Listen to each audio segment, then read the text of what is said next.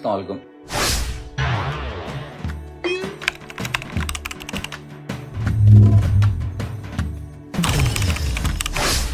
ছাত্র জনতা যে ১,৫০০-এর উপরে জীবন দিয়েছে, সেই একই জিনিস যে আমাদের সেনাবাহিনী না, অফিসার ২ জন ছিল নৌবাহিনীর, আর সৈনিকরা ছিল আর্মির।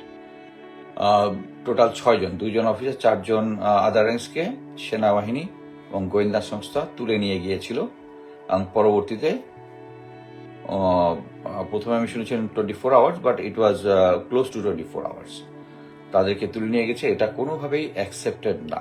ইভেন 10 তারিখে যে সমস্ত আওয়ামী দোসররা তারা ঘোষণা করেছিল যে তারা ওই 0 পয়েন্টে আসবে, স্টিল তাদেরকে ধরে নিয়ে গিয়ে গুম করে রাখা বা 24 ঘন্টা 48 ঘন্টা পরে আদালতে, আই ডোন্ট সাপোর্ট ইট। যেটা হচ্ছে রুল অফ ল একটা দেশের জন্য খুব ইম্পর্টেন্ট, যে রুল অফ ল, এই ললেসনেসের জন্যই কিন্তু এই ছাত্র জনতা আন্দোলনটা করেছে। কারণ কি, যে দেশে এমন একটা আইন ছিল, শুধু আওয়ামী লীগ করলেই 7 খুন মাপ, আর বাকি যারা আছে তাদের কোনো কিছু মাপ নাই। সো আইন সবার জন্য সমান, এই জিনিসটা আমাদের এনশিওর করতে হবে। এবং যেটা আমি দেখলাম সেটা হচ্ছে উপদেষ্টা সিলেকশন থেকে শুরু করে সবকিছুর মধ্যেই একটা স্বজনপ্রীতি। একজন বলতেছে এই যে এখন যে কি বলে, যাদেরকে উপদেষ্টা নিয়োগ করা হচ্ছে, আচ্ছা ওর ভাই ছিল কি বলে বিএনপির, স্ট্রংলি কন্ডেম করে করা উচিত হয়নি। আবার আরেক পার্টি বলতেছে যে সে তো শিবির করত। মোট কথা হচ্ছে, এখানে আমি জাস্ট খালি একটা কনফ্লিক্ট সিচুয়েশনটা বোঝানোর চেষ্টা করতেছি যে আমাদের এইমটা থাকবে হচ্ছে একটা নিউট্রাল লোককে নেওয়া, এবং এটা এর পক্ষে না গিয়ে আমরা এমন একটা নিউট্রাল পার্সনকে কেন আমরা নিতে পারতেছি না। আমি এর আগে বলেছিলাম যে যখন জেনারেল জাহাঙ্গীরকে যখন হোম অ্যাডভাইজার যখন করা হয়, তখন আমরা সবাই বলেছি যে উনি ছিল 25 ফেব্রুয়ারির যে মানে বিডিআর কার্নেজের যে সিচুয়েশনটা হয়েছিল, ওইটার যে ইনভেস্টিগেশন হয়েছিল, এটার উনি প্রধান ছিলেন, আর্মির যে এবং এটার মধ্যে উনি শেখ হাসিনার কথা মতো ম্যানিপুলেশন করেছে। So I don't believe him. But বিএনপির লোকজন তাকে নিয়ে খুশি যে উনি বিএনপি মাইন্ডের লোক। এই জিনিসগুলো থেকে আমাদেরকে বেরিয়ে আসতে হবে। কিন্তু এইটাই আমরা জাতি হিসেবে এই জন্যই ব্যর্থ, কারণ আমাদের একটা ছোট দেশ, এত লোকজন, কেউ না কেউ কারো কোনোভাবে আত্মীয় হয়। কিন্তু আত্মীয় না হয়ে আমি মনে করি যে আমি যদি জাস্টিস সিস্টেমটা স্ট্রং ভাবে অ্যাপ্লাই করতে পারি, এটার জন্য মানে কেউ এক পার্টি আমার দিকে নাখোশ হবে, এক পার্টি আমার দিকে নাখোশ হবে না, এটা নিয়ে আমাদের চিন্তা করার কোনো দরকারই নাই। আমি আমার নিজের উদাহরণ দিতে পারি। আমি যখন প্যারাকমান্ডো ব্যাটালিয়নের প্রথম অধিনায়ক হিসেবে গেলাম, আমি যেহেতু গোয়েন্দা সংস্থায় চাকরি করেছি, আমি সবসময় আমার চোখ কান খোলা রাখতাম। সো অংশগ্রহণ করার 15 দিনের মধ্যে আমার কাছে নিউজ আসলো যে আমার কোর্সমেট হচ্ছে আমার army commando coursemate, he is a sergeant, সে একটা অনিয়ম করতেছে। আমি এত ডিটেলস বলবো না এই জন্যই, কারণ সে পানিশমেন্টটা খেয়েছে এবং খাওয়ার পরে সে সহি রাস্তায় এসেছে, এবং সে এখনো সহি আছে, এবং এখনো আমার সাথে তার যোগাযোগ আছে, বাট আমি তাকে পানিশমেন্ট দিয়েছি। সো যখন তাকে এই অনিয়মটার জন্য ধরা হলো, সাথে সাথে এসিসি 6 এর যারা ফ্রেন্ড ছিল, আমাদের সাথে ক্লোজ ছিল যারা, আর অধিনায়কের সাথে একটু সবাই কোর্সের যারা আছে, সবাই আমরা এটা খুব চেরিশ করি, যারা একসাথে হার্ড ওয়ার্ক করি, তাদের মধ্যে এমনি বন্ডিংটা খুব স্ট্রং থাকে। সো আমার এসিসি 6 এর 5-6 জন সাথে সাথে আমার অফিসে আসলো, স্যার আপনি ওকে পানিশমেন্ট দিবেন, আপনার কোর্সমেট। আমি বললাম, আমার কোর্সমেট দেখে আমি পানিশমেন্ট দিব না? আমি যে এই ব্যাটালিয়নের 700 জনের মধ্যে এখন এই আমার কোর্সমেটটা কি কি ফ্যাসিলিটি পাবে? ও যদি কোনো বিপদে পড়ে, তাকে মানে তার জন্য দরকার হলে 200 গজ বেশি হাঁটবো, 200% তাকে হেল্প করার চেষ্টা করবো। তার একটা বিপদে পড়ছে সিভিলে, তাকে আমি অল এফোর্ট দিয়ে থাকি। কিন্তু একটা অপরাধ যখন করে, তখন আমার ব্যাটালিয়নের অন্য যে সৈনিকটা আছে, তারা যেরকম সমান, তারা এক সমান। অপরাধ করার সাথে আমি যদি অপরাধটাকে ক্ষমা করে দেই, যেটা হবে তখন কিন্তু আমি 700 জন সৈনিকের মধ্যে একজন অপরাধ করেছে, তাকে আমি ক্ষমা করে দিলাম, আমি কিন্তু বাকি 699 সাথে ইনজাস্টিস করলাম, কারণ তাদের ভালো কাজ কিন্তু মূল্যায়িত হলো না। এখানে একজনকে আমি করে দিলাম। সো আমি কখনোই করিনি। ফরেন ট্রেনিং এ যাবে, আমি সিলেকশনটার মধ্যে কোনো ভাই বন্দি প্রীতি কোনো কিছু করি নাই। এবং এই জন্যই আমি মনে করি যে কমান্ডো ব্যাটালিয়নের যারা সৈনিক আছে স্টিল তাদের সাথে, ইভেন আমি যাদেরকে পানিশমেন্ট দিছি তাদের সাথে আমার আরেকজন ক্লোজ, মানে কি খুব ক্লোজ, এক্সট্রিম ক্লোজ ছিল। আমরা মনে আছে আমরা যখন কমান্ডো ট্রেনিং করি তখন সিলেট টিভি স্টেশনের ওখানে আমরা আমাদেরকে স্পটার হিসেবে রেখে আসছিল। হ্যাঁ, ওই সৈনিককে আমি আমার একটা ইম্পর্টেন্ট অ্যাপয়েন্টমেন্ট দিয়েছি, কিন্তু সে অ্যাপয়েন্টমেন্টটা কাজটা সে আমার সাথে যেহেতু ক্লোজ ওইটা নিয়েছে, আমি সাথে সাথে তাকে ওখান থেকে সরাই দিছি, মানে যেভাবে তাকে সম্মান দিয়ে দিয়েছি, কিন্তু তাদের সাথে কিন্তু আমার এখনো সম্পর্ক আছে। আমি এটাই বুঝাতে চাচ্ছি যে আমি যদি কারোর সাথে হার্শ হই, মানে আইন প্রয়োগ করি, আইন প্রয়োগ করাটা সবার জন্য সমান হওয়া উচিত। বাট যেটা আমার কাছে মনে হচ্ছে যে অ্যাকচুয়ালি এই উপদেষ্টা তৈরিতে জিনিসটা সমান হচ্ছে না। তো আমি এইটা করার কারণ হচ্ছে এই একটাই শুধু বলার জন্য, আমরা এই যে সেনাবাহিনী, সশস্ত্র বাহিনী মেনলি সেনা, বিমান, নৌ বাহিনীর যে যাদেরকে গত 15 বছরে যাদেরকে অন্যায়ভাবে তাদেরকে, আমি স্টেট ওয়ে বলতে পারি 200-এর মতো আছে, যেটা জেনারেল আজিজ সরাসরি যাদের আমেরিকান ইমিগ্রেশন আছে এই উসিলায় তাদেরকে আউট করে দিচ্ছে। হোয়ারেজ আর্মিতে নিয়ম ছিল যে কেউ যদি বিদেশি ইমিগ্রেশন নেয়, যেমন আমি যখন ইমিগ্রেশনের পারমিশন পেলাম, আমি অফিসিয়ালি আর্মি হেডকোয়ার্টার থেকে আমি পারমিশন পেয়েছি যে আমার ইমিগ্রেশন আছে এবং সেই অনুযায়ী আমি আমেরিকায় এসে গ্রিন কার্ড নিতে পারবো। এবং আমি আর্মিতে চাকরিতে থাকা অবস্থায় আমি আমেরিকাতে এসেছি 3 মাসের ছুটি নিয়ে, এসে গ্রিন কার্ড নিয়ে আমি আবার ফেরত গেছি এবং পরবর্তীতে আমি রিটায়ার করেছি।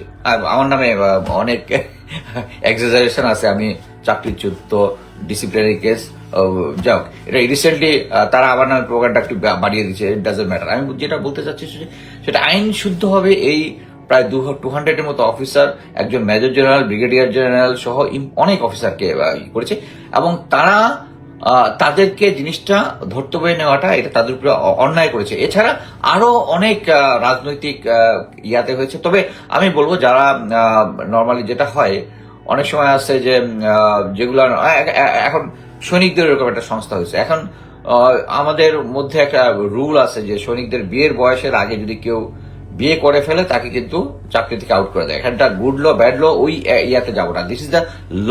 এখন যে লটা আছে সেটা সবার জন্য সমান। এখন যদি এই ওই সৈনিক এসে বলে যে আমাকে আমেরিকার আমলে বা কোনো অফিসার এসে বলে এই ধরনের কোনো অনৈতিক কাজের জন্য এসে যদি বলে আমাকে, এই জিনিসটা অ্যাকচুয়ালি স্ক্রুটিনি করবে যে আর্মি হেডকোয়ার্টার। আমি যদি জানি সবাই জেনারেল লেফটেন্যান্ট জেনারেল হাফিজের কাছে একটা অ্যাপ্লিকেশন করেছিল সবাই, এবং ওইটার কোনো আপডেট নাই। এবং আপডেট না থাকার কারণেই অ্যাকচুয়ালি 10 তারিখে তারা বলেছিল যে তারা একজন প্রধান উপদেষ্টার বাসায় গিয়ে একটা স্মারকলিপি দিয়ে আসবে। বাট আমি মনে করি ডেটটা চুজটা রং ছিল, কারণ একই 10 তারিখেই ছিল হচ্ছে আওয়ামী লীগরা এসে 0 পয়েন্টে কোনো গন্ডগোল পাকানোর চেষ্টা করবে। সো এটা একটা রং ডিসিশন ছিল। But it doesn't mean that কেউ এসে এই অফিসার সৈনিকদেরকে তারা কিন্তু যমুনার সামনে থেকে অ্যাবডাক্ট হয়নি, তাদেরকে অ্যাবডাক্ট করে নিয়ে গিয়ে ক্যান্টনমেন্ট থানার ভিতরে তারা ছিল, যেটা আমি স্ট্রংলি আগেও কন্ডেম করছি, এখনো কন্ডেম করতেছি। যে এই জিনিসটা অ্যাকচুয়ালি আমি যেটা প্রথমে আমি ডিজিএফআই বললে আমি এখন একটু ডিগিং করে যেটা জানলাম, এটা অ্যাকচুয়ালি সেনাবাহিনীর গোয়েন্দা সংস্থা এবং র্যাবের একটা পেট্রোল ছিল এখানে, যেহেতু যে যৌথ বাহিনী ফ্লেভার দেওয়ার জন্য এটা আমি আর্মিতে থাকতে করেছি। সেটা হচ্ছে আমরা একটা অপারেশন করলে সাথে সবসময় পুলিশ নিয়ে যেতাম, সো এখানে র্যাব করেছে। সো এটার আমি স্ট্রংলি কন্ডেম করতেছি আবারও। এবং আমি অবাক হলাম যে মেইন স্ট্রিম মিডিয়াতে এই তথ্যটা আসছে না। বাট অনেকেই কিন্তু তারা থানার ভিতরে ভিডিও এবং অডিও এবং ইভেন লেফটেন্যান্ট ইফতেখার রিটায়ার্ড, সে ওখান থেকে মুসলেখা দিয়ে নিয়ে আসছে, ওই মুসলেখাটাও আছে এখানে। এটা বিশ্বাসযোগ্য করার কোনো কিছু নাই। আমার ভিডিওর পিছনে সবাই এখানে বলতে থাকে গুজব, আই ডোন্ট মাইন্ড, কারণ I survive Sheikh Hasina regime. So এই গভর্নমেন্ট যদি এখনো, আমি রিসেন্টলি দেখলাম যে আমার যত ভিডিও এগেনস্টে কন্টিনিউয়াস কমেন্ট করতেছে, এবং গোয়েন্দা সংস্থাকে বলবো যে প্লিজ এই কনসেপ্টটা থেকে বেরিয়ে আসেন। আমাকে বিভিন্ন অ্যাকচুয়ালি পরিচিত লোকদের দিয়ে একটা থ্রেড দেওয়া হয়েছে, আমি শুধু এইটি বলেছি I survive Sheikh Hasina regime, I survive Sheikh Hasina regime. So এই রেজিম, আমি এই সময়টা আমি রেজিম আমি এই বলতে এটা বুঝাচ্ছি না যে প্রফেসর ইউনূসের সরকারের রেজিম, কারণ এটা আমি বারবার বলে আসছি যে সেনাবাহিনীর উপরে এবং গোয়েন্দা সংস্থার উপরে কন্ট্রোল আছে হচ্ছে জেনারেল ওয়াকারের, এবং এই কন্ট্রোলটা আমাদের প্রফেসর ইউনূসের নাই। আমি কয়েকটা অফিসারদের এবং আড্ডার মধ্যে বলছিলাম, তাহলে কে ওয়াকার স্যারকে করবে, ওয়াকার স্যারকে কে কি বলে ফায়ার করবে। হ্যাঁ, এটার ফায়ার প্রফেসর ইউনূসের এই সংবিধান অনুযায়ী নাই। সংবিধান অনুযায়ী এটাকে প্রধান প্রেসিডেন্ট হচ্ছে সশস্ত্র বাহিনীর প্রধান। আমি আগেও আমার ভিডিওতে বলেছি, এখানে চুপ্পু ইজ দেয়ার। হ্যাঁ, এখন চুপ্পু যদি এখানে থাকে তাহলে তো চুপ্পু তো আওয়ামী লীগের লোক, আমরা সবাই জানি ওয়াকার আওয়ামী লীগের লোক, ঢাকার ইম্পর্টেন্ট প্লেসের যেগুলো আছে আওয়ামী লীগের লোক। সো সেম জিনিস যে ওকে কে ফায়ার করবে, প্রফেসর ইউনূস কিন্তু পারবে না অ্যাকর্ডিং টু কনস্টিটিউশন। এবং সবচেয়ে অবাক কাণ্ড হচ্ছে যে আমি আগেই বলেছি যে জেনারেল ওয়াকার কিন্তু গোয়েন্দা সংস্থাগুলো চালাচ্ছে এবং মিলিটারি যে সমস্ত উপদেষ্টা হয়েছে সব তার অ্যাডভাইজে। এবং এটার ফাইনাল রেজাল্টটা কি? ফাইনাল রেজাল্ট হচ্ছে এখন প্রফেসর ইউনূসের কোনো অ্যাডভাইস নিয়ে যখন লেফটেন্যান্ট জেনারেল হাফিজ জেনারেল ওয়াকারকে ফোন করেন, বিভিন্ন অ্যাডভাইস পছন্দ না হলে জেনারেল ওয়াকার ফোন রেখে দেন। It's a verified information. আমাকে আপনারা যতই গুজববাজ বলেন, আমি দীর্ঘদিনের অভিজ্ঞতাতে বিভিন্ন ইনফরমেশন আমি কনফার্ম না করে বলি না। সো এখন জেনারেল ওয়াকার জেনারেল হাফিজকেও পাত্তা দেয় না। সো আপনি actually Bangladesh in a situation এবং সেনাবাহিনী যে সমস্ত ডিজিএফআই এবং অন্য গোয়েন্দা সংস্থা এখন দেখতেছি যে যারা বট বাহিনী এখন আমার পিছনে লাগিয়েছে। আর কথা হচ্ছে তাদেরকে শুধু একটা জিনিসই বলতে চাই, এই সিস্টেমে বট বাহিনী লালা দিয়া কিন্তু হাসিনা সরকার পার পায় না। আপনারা কেভাবে পাবেন? আমাকে মানে সেনাবাহিনীর ভিতরে বলার চেষ্টা করতেছে যে আমরা সেনাবাহিনীর, আমি বা অন্যান্য যারা কথা বলি, সেনাবাহিনীর ভাবমূর্তি নষ্ট করতেছি। একটা জিনিস বুঝতে হবে যে সেনাবাহিনীর ভাবমূর্তি আমরা নষ্ট করতেছি না। একটা কথা আছে, extra ordinary situation needs extra ordinary measure. আপনারা সেনাবাহিনীকে এমন একটা পর্যায়ে নিয়ে গেছেন যেখানে সেনাবাহিনীর ঊর্ধ্বতন অফিসার ব্রিগেডিয়ার জেনারেল এক্সটর্শনের জন্য যায় এবং কট হয় এবং তাকে দেখা যায় বিভিন্ন যায়। এই সিচুয়েশনটা কেন হয়েছে? কারণ তারা দেখতেছে যে চতুর্দিকে everything is not going right. আমি ডিটেলসে যাচ্ছি না, কথা হচ্ছে এরকম একটা সিচুয়েশনে নিয়ে আসছেন। এটা আমাদের এই কথাগুলো বলার দরকার পড়তো না যদি না আপনি প্রয়োজনীয় ব্যবস্থা গ্রহণ করতেন। যারা গুম খুন এবং 2024 থেকে আগ পর্যন্ত 2018 থেকে শুরু করে যে সমস্ত নির্বাচন হয়েছে সেগুলোতে যারা ম্যানিপুলেট করেছে এবং দেয়ার আর ইনভেস্টিগেশন, ইভেন এখন যে গুম খুনের জন্য যে একটা বোর্ড যেটা হয়েছে তাদের কাছে, কমিশনের কাছে অলরেডি লোকজন তাদের স্টেটমেন্ট দিয়েছে, কিছু মামলা হচ্ছে। স্টিল জেনারেল ওয়াকার আপনি কাউকে ফায়ার করতেছেন না, কাউকে করতেছেন না। So who will do it? আপনি এটাও জানেন জেনারেল ডক্টর ইউনূস আপনাকে ফায়ার করতে পারবে না। কারা পারবে? আপনাদের control. Let it get it very clear. General ওয়াকারকে এখনো জেনারেল তারেক সিদ্দিকী কন্ট্রোল করে। General Tarek Siddiqui means India control করে। আমি আগেও বলেছি, এর উদাহরণ হচ্ছে general Shahin, lieutenant general Shahin যে অজিত দোভাল পাশের দেশের সিকিউরিটি অ্যাডভাইজারকে বলেছে যে জেনারেল ওয়াকার পারতেছে না, তাকে সরাই আমাকে চিফ বানান, আমি সব ঠিক করে দিব। এটা জেনারেল ওয়াকার জানার পর তাকে ইন্টারভিউ নিয়েছে, বেশি নিয়েছে, পরে তাকে শুধু এক জায়গা থেকে আরেক জায়গায় পোস্টিং করেছে। কেন পারে নাই? ওনার কি অক্ষমতা? কারণ উনিও ভারতের সেবা পুষ্ট এবং লেফটেন্যান্ট জেনারেল শাহিনও তাই।